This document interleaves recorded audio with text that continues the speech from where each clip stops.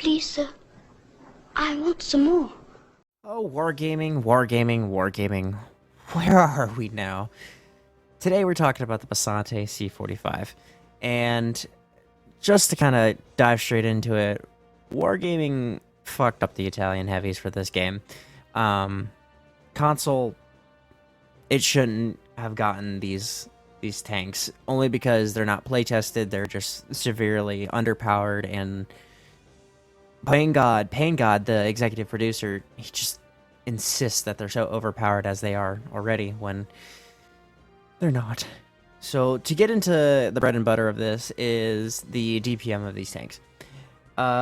So at tier 8, the Bisonte C45 has a 22-second reload for the first shell, and then it's got a 20-second reload for the second shell, and then for the final shell in the magazine is where the DPM is best, is 17.5. And the DPM roughly adds up to about 59 seconds for the entire thing. And yeah, 59 seconds before, perks and crews are even actually considered. So you're sitting around for roughly a minute before you could even get to pull the trigger on this tank for the best outcome for DPM and everything like that.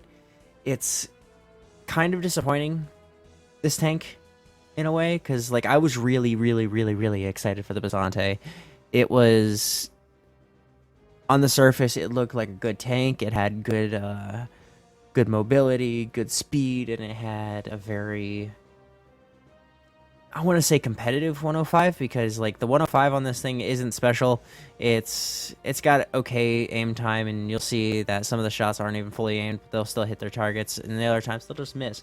But I say it's competitive only because I wanted to see the best DPM out of this tank, and I didn't really look too much into the fine lines reload wise and everything like that.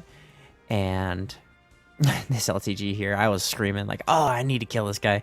No, but the DPM on this tank is just horrible. The gameplay you're seeing now, the DPM is drastically decreased only because I have a super crew on there. I decided I was going to load this tank up, see what it can do at its maximum performance. So you'll see everything kind of cut down a little bit. But a lot of these values that I'm giving you are just base values. So the gun, it'll hit or miss, and when it hits, it punishes, because it'll do around 300 alpha. And you saw me just chunk an entire LTG for 3 shots.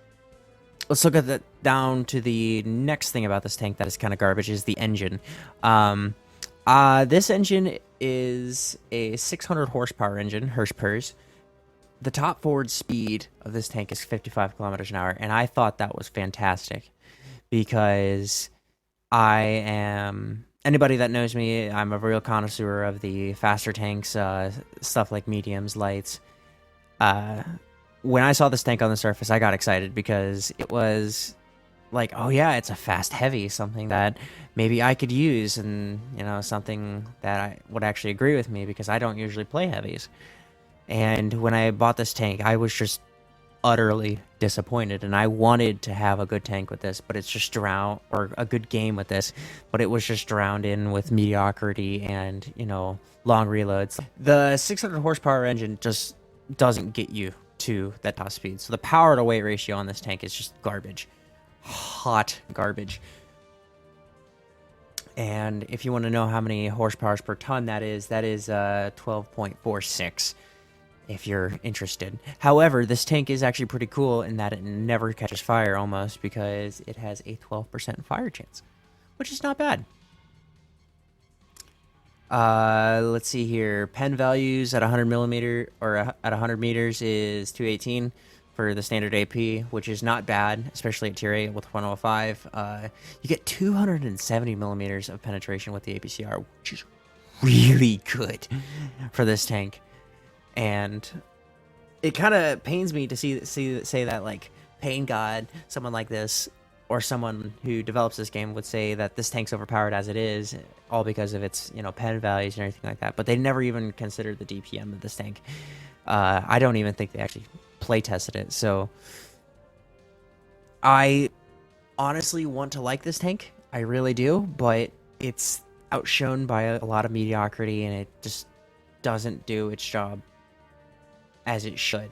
You know, I feel like if it were to get a buff, it would be more into DPM and matching the values on PC's DPM, because they're drastically shorter versus like what we have now. Like if I were to put a super crew and everything on this tank, then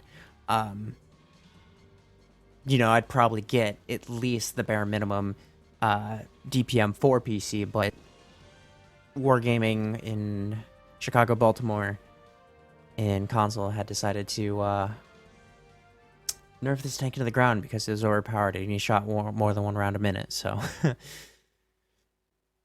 well, anyway, that's gonna do it for me. I kind of hope you enjoyed this rant kind of video about this tank. Honestly, I'd like to kind of review other tanks a little bit more in depth, and so just go ahead and leave a comment down below what you think of the video, and let me know what you want to see later on. If you want to see a different tier 8, something older, or something newer, just gotta let me know, and I will get back to you guys later.